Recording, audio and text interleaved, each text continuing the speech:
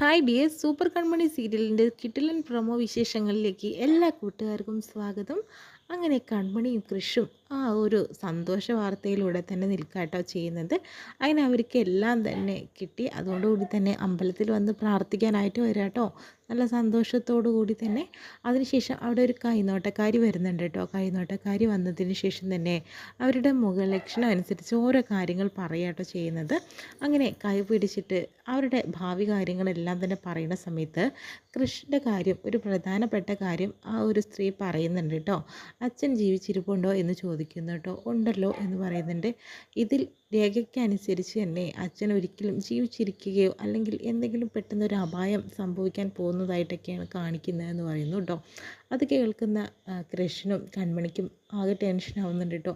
അച്ഛന് ശത്രുക്കൾ വല്ലതും ഉണ്ടോ എന്ന് ചോദിക്കുന്നുണ്ട്. അങ്ങനെ അച്ഛന് ശത്രുക്കളൊന്നും ഇല്ലല്ലോ. പിന്നീട് മനസ്സിൽ ആലോചിക്കുന്നുണ്ട്, ബലരാമൻ അവൻ തന്നെയാണ് ശത്രു. അങ്ങനെ ടെൻഷനായിട്ട് നിൽക്കാട്ടോ ചെയ്യുന്നത്.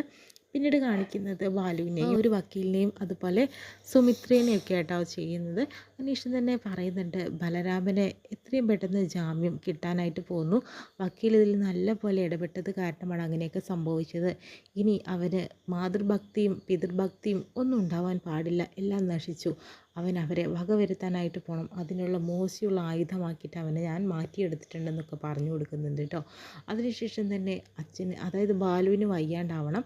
ഇനി നമ്മുടെ നീക്കം അങ്ങനെയാണ്. അതിലൂടെ തന്നെയാണ് ബലരാമന് ആ ഒരു ലക്ഷ്യത്തിലേക്ക് എത്തിക്കാൻ സാധിക്കുള്ളൂ. അവൻ്റെ അച്ഛനെ അവൻ തന്നെ കൊല്ലണം. അവസാനം അവൻ ജയിലിൽ പോയിട്ട് ജീവപര്യന്തം തടവ് ശിക്ഷ ലഭിച്ച് അവസാനം തൂക്കുകയറിലേറണം എന്ന രീതിയിലൊക്കെ തന്നെ കേട്ടോ. അതിനുശേഷം തന്നെ പറയുന്നുണ്ട്, ബാലുവിനി അഭിനയിക്കാനായിട്ട് തയ്യാറായിക്കോ. ബാലുവിന് പെട്ടെന്ന് വയ്യാണ്ടായിട്ട് അങ്ങനെ മരിക്കാൻ പോകുന്നത് പോലെയൊക്കെ കാണിക്കണം, എന്നാലേ നമ്മുടെ കാര്യം നടക്കുള്ളൂ. ഇതെല്ലാം തന്നെ വീഡിയോ കോളിലെടുത്തിട്ട് ബലരാമന് കാണിച്ചു കൊടുക്കുന്നുണ്ട് കേട്ടോ. അത് കാണുന്ന ബലരാമന് ഒന്നും കൂടിയും ദേഷ്യവും വാശിയും കൂടുക കേട്ടോ. ഇനി എൻ്റെ ഒറ്റ ലക്ഷ്യം ആ സാഗറിനെ ഇല്ലാണ്ടാക്കുക തന്നെയാണ്. എത്രയും പെട്ടെന്ന് അതിനു വേണ്ടി ഞാൻ തയ്യാറെടുത്ത് കഴിഞ്ഞു. ഇനി ആരും എന്നെ തടക്കരുത്, അവനെ ഞാൻ ശരിയാക്കും എന്നുള്ള വാശി കയറ്റി നിർത്തുക കേട്ടോ. അതിനുശേഷം പിന്നെ കൺമണിയും അതുപോലെ കൃഷിയും തന്നെയാണ് കാണിക്കുന്നത്.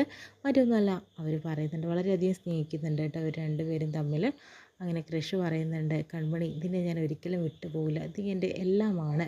നീ പറഞ്ഞില്ലേ ഉപകരണം പോലെ സാറിനെ ചുറ്റിക്കൊണ്ടിരിക്കുന്ന ഒരാളാണ് ഞാനെന്നുള്ളത്. പക്ഷേ അത് തെറ്റാണ് കൺമണി.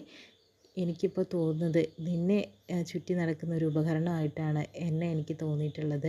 ഞാനാണ് അത് എന്ന രീതിയിലൊക്കെ പറയുന്നുണ്ട് കേട്ടോ.